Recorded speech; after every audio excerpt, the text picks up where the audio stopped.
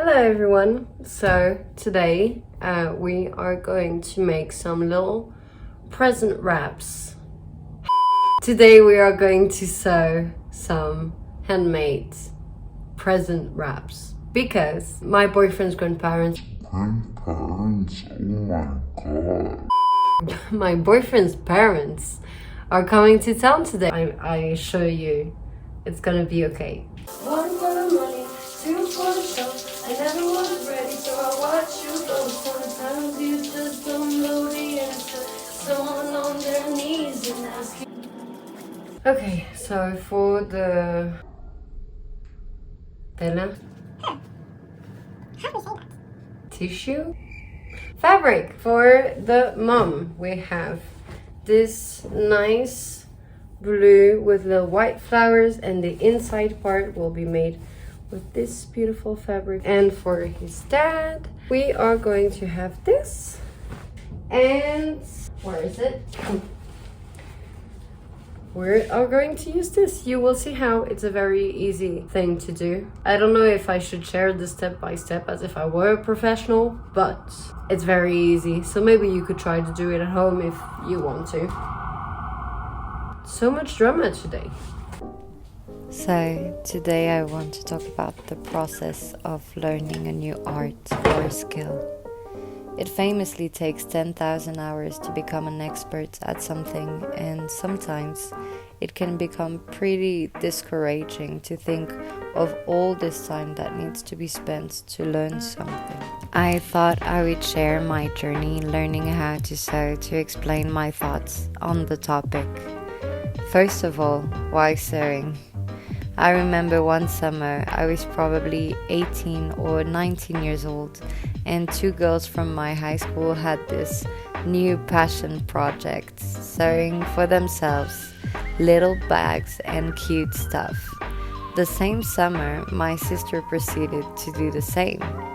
As I have mentioned in the previous video, I am just fascinated by how some things can be simple ingredients, or in that case, fabric, and suddenly turn into a wonderful accessory or clothing that gives you confidence, sparks joy, or even makes you feel special. I was always fascinated by this art. I had always loved fashion in general. Also, this was the time I started to build some critical thinking on some important topics to me, like ethics, global warming, and all the little steps in between that I could possibly do to be aligned with my beliefs. So, even if I loved fashion, I started to get educated on the industry and how clothes are produced, and it didn't work for me anymore. Also, I am not a particular fan of sizes and the label that goes with them, how especially women needs to feel bad for having body that doesn't fit specific body trends, and that the industry mainly tries to use those insecurities to sell more unethical fast fashion and products in general. I personally am a victim too of this society telling you you're not being good enough depending on how you look.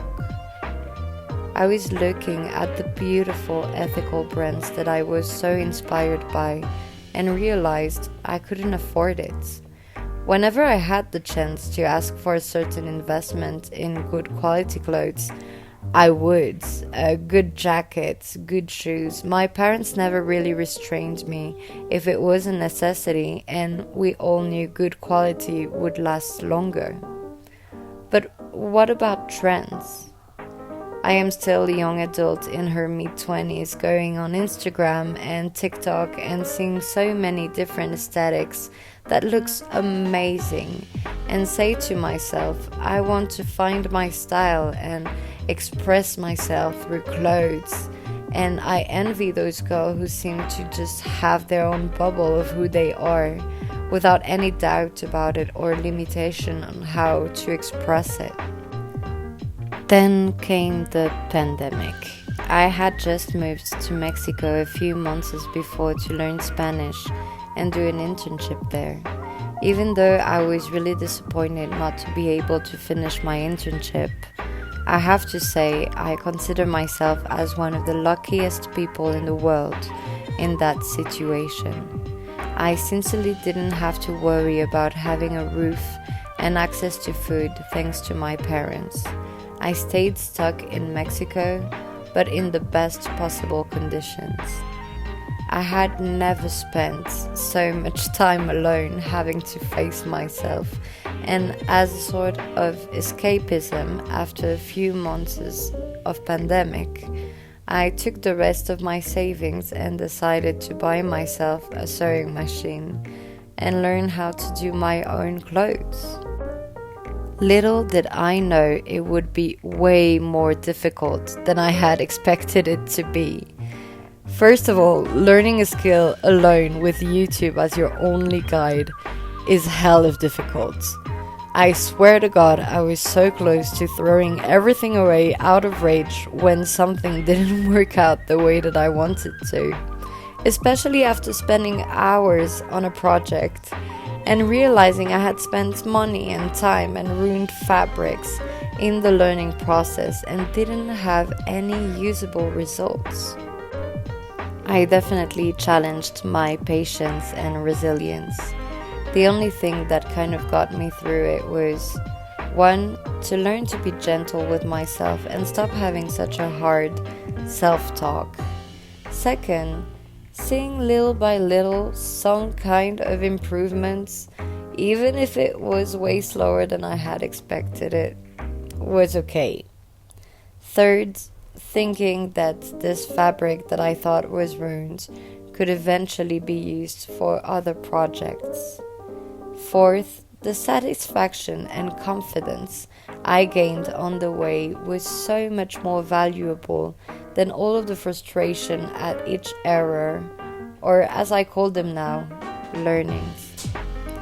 Finally, 5th but not least, I was stuck with myself and an objective on an undetermined timeline on which I had absolutely no control over. So, finding control on at least a skill that could be learned and perfected within that timeline was what really got me through it.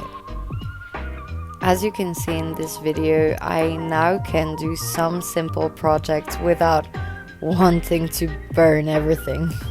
I have tried many times to do my own clothes from scratch by drawing my own patterns, and even if each time I got to that close enough results, I never was fully satisfied with it. I think I might have been a little too optimistic about how far I wanted my skills to go. I'm definitely not abandoning the dream to one day sew my own wardrobe, but for the meantime, I have decided to look at the bright side of things.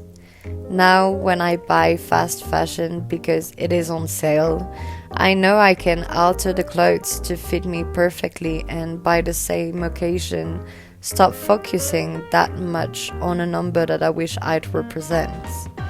Also, even if it is fast fashion, it is so much easier to fix the little things that do not stand the test of time in order to keep wearing these clothes as long as possible. It is an affordable alternative for anyone who cannot spend hundreds of euros for their clothes to last more than 5 years. And even if you cannot afford a sewing machine or to spend the time learning the skill, paying someone to get those little fixes done can be way less expensive than buying new clothes. Also, I have found some satisfaction in learning to take the time to do something. Even if you're good at it, sewing has its own magical pace. You cannot really rush the process. I like that for my resilience. Understanding that some things take time, and especially if you want them to be well done, you should dedicate yourself to it. Finally, a gift is always that much meaningful if it's done personally.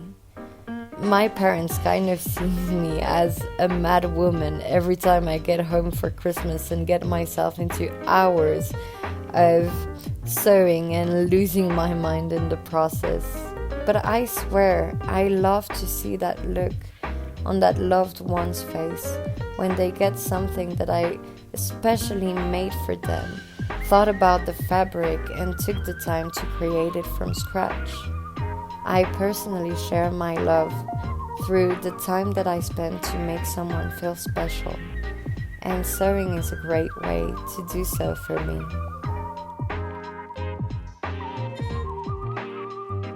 Hello everyone, so thank you so much for watching this video. I hope you guys enjoyed it.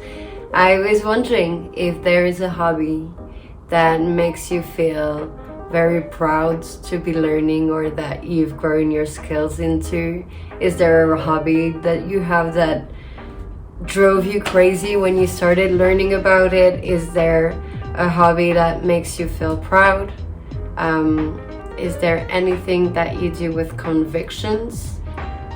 If yes, please make sure to share it in the comments. I would really love to read it, and make sure to subscribe to see more videos, and like this video if you've seen it this far. And I will see you very soon. Thank you so much for being here, and have a wonderful day or night. Bye.